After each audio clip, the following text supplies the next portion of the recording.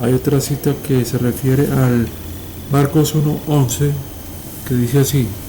Estoy leyendo de la Reina Valera, no de la literal, la traducción literal. Dice así en español: y vino una voz de los cielos que decía: tú eres mi hijo amado, en ti tengo complacencia. Dicen que vayamos a, como dije, a Isaías 42:1. Originalmente sabemos entonces que los textos no vienen con títulos, porque uno ve nuestras versiones de la Biblia que dice, por ejemplo, si yo mirara acá, por ejemplo, en Isaías, ¿qué título le pusieron a este capítulo 42? No me gustaría leerlo, pero ya que yo tengo la curiosidad, dice, ¿qué título dice acá en el 42? Dice el siervo de Jehová. Vamos a ver acá si en el título que podemos ver dice así: miren mi siervo, me apoyo en él, o lo sostengo, ¿cierto? Mi escogido, mi alma ha aceptado, he puesto mi espíritu sobre él. Juicio a las naciones trae. Ya está hablando pues de juicio a las naciones, y voy a continuar leyendo, pero quería asociarlo con con la promesa que hace Dios a Samuel, digo a David, de que un descendiente de él se va a sentar en el trono de Jerusalén para siempre.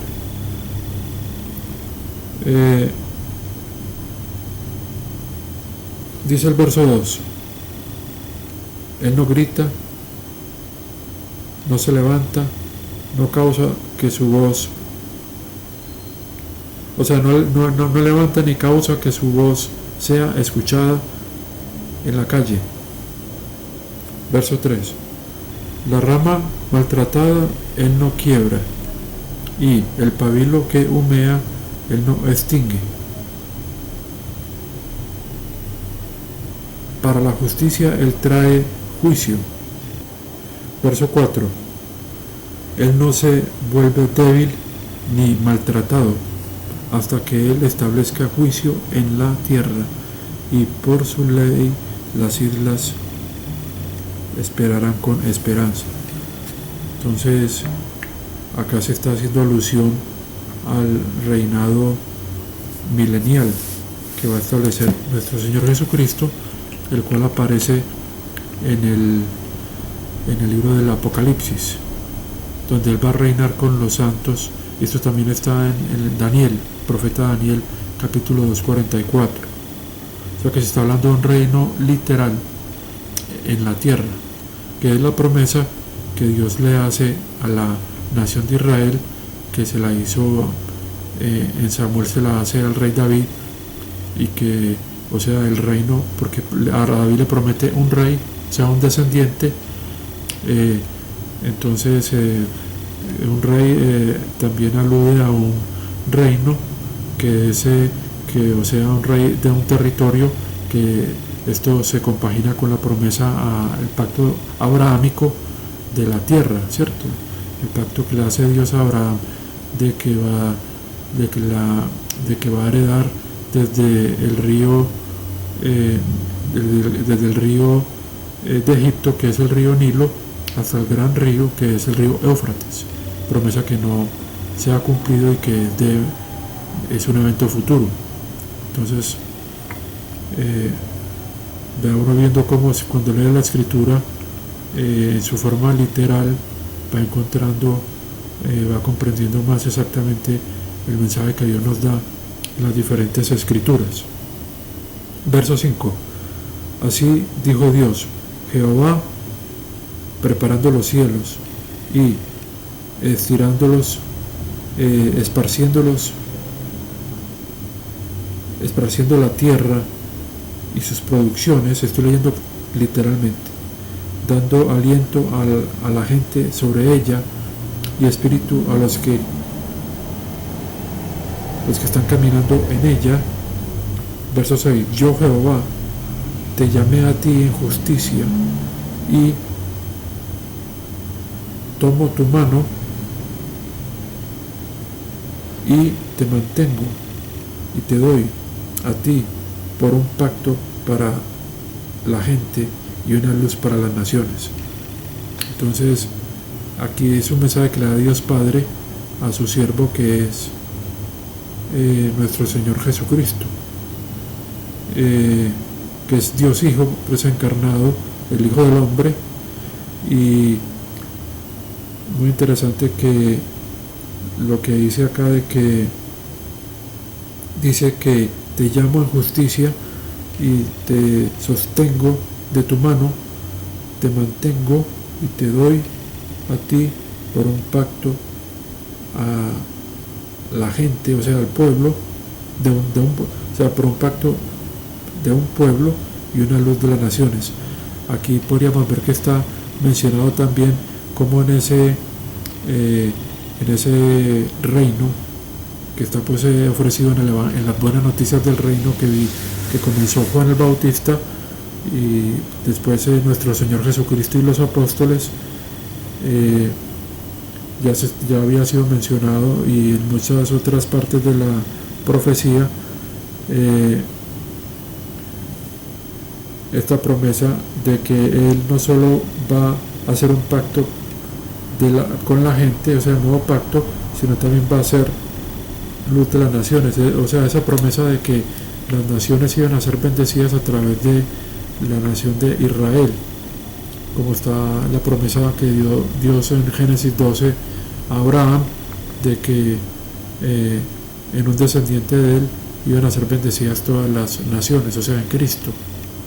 Y esto es lo que vemos durante el periodo de los evangelios y el periodo de los hechos, que se está a través del llamado del evangelio del reino, se está conformando un grupo de creyentes que es la iglesia de Dios, a la cual se le agregaron en Pentecostés, creo que en el Pentecostés fueron 3.000, se le siguieron agregando hasta el capítulo 10 de los Hechos. Específicamente se le agregan prosélitos al judaísmo y judíos creyentes, y posteriormente, después de que se le suma a esta iglesia Cornelio, que fue el primer gentil, se comenzaron a agregar más gentiles debido a que Dios permitió que se agregaran más debido a la dureza de los judíos en recibir esta oferta o este evangelio del reino. Y entonces estos gentiles, como ya he dicho, que se van agregando, son las ramas silvestres que se agregan al olivo, que es la nación de Israel. Y entonces vemos que la iglesia de Dios estaba conformada entonces por ramas naturales, que eran los judíos creyentes, y ramas silvestres, que eran los gentiles que habían creído.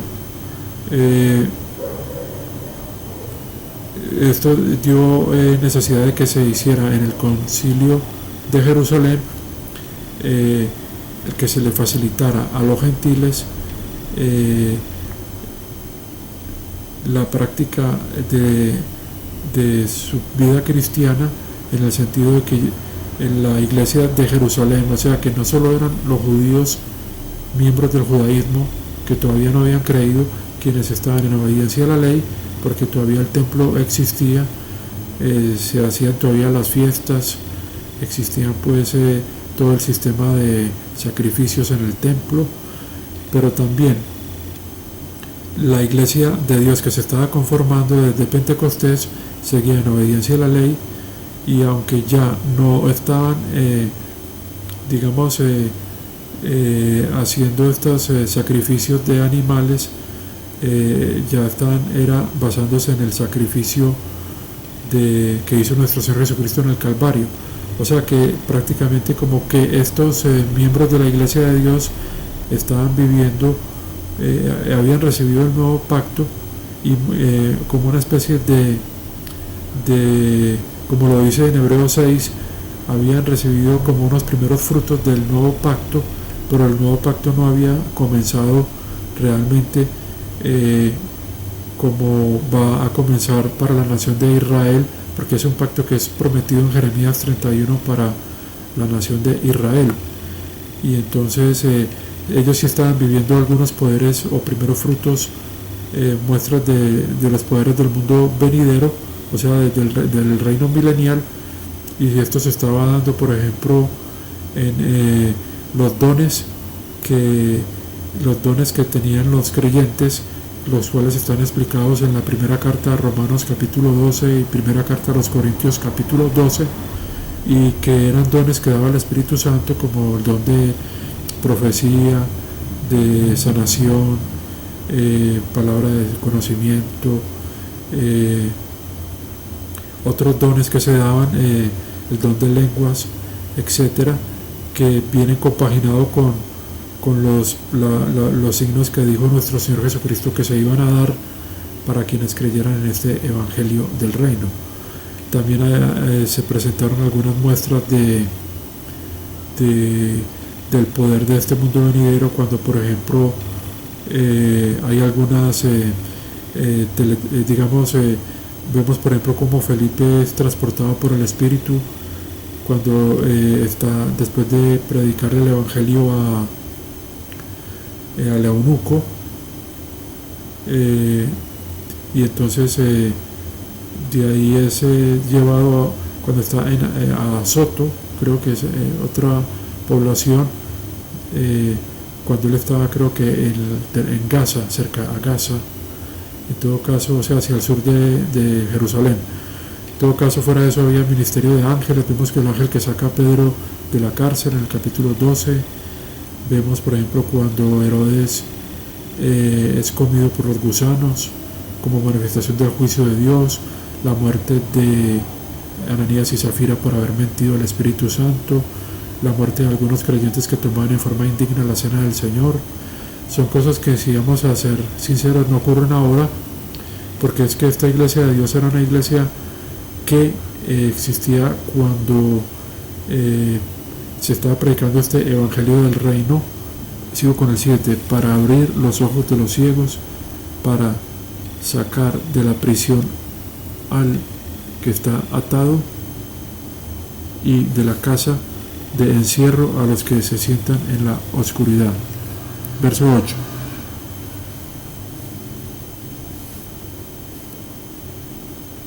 Yo soy Jehová, este es mi nombre, y mi honor no lo doy a ninguno, ni mi alabanza a las imágenes. Verso 9. Las cosas anteriores, miren, vienen, han venido, y nuevas cosas estoy declarando antes de que ellas surjan y yo cause que ustedes oigan. Verso 10. Canten a Jehová una nueva canción, su alabanza desde el fin de la tierra, ustedes que descienden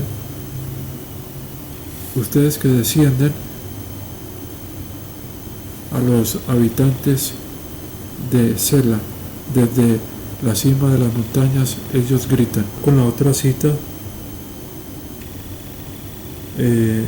la cual dice acá que está en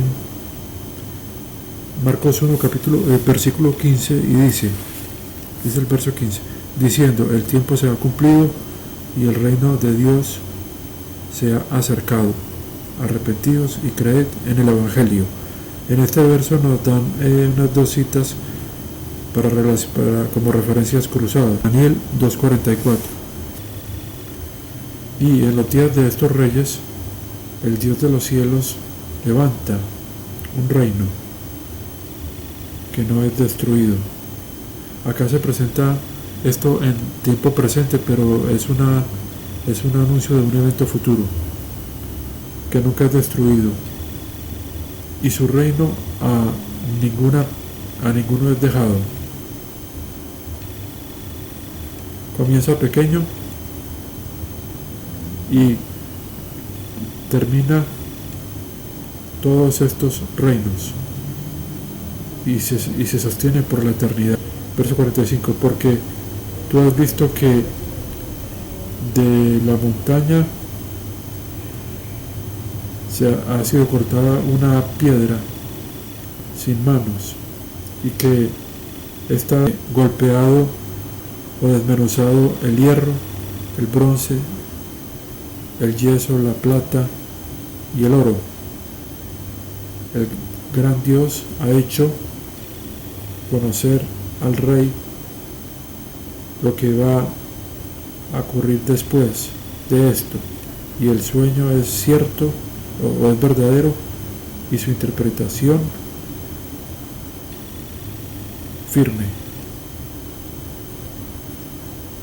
Bueno, aquí está hablando pues Daniel sobre el sueño que tuvo el rey, que habla de que es del futuro reino milenial de nuestro Señor Jesucristo en la tierra. Entonces por eso se hace esta alusión. Voy a ver qué otras citas hay sobre el capítulo 2 del libro de Marcos.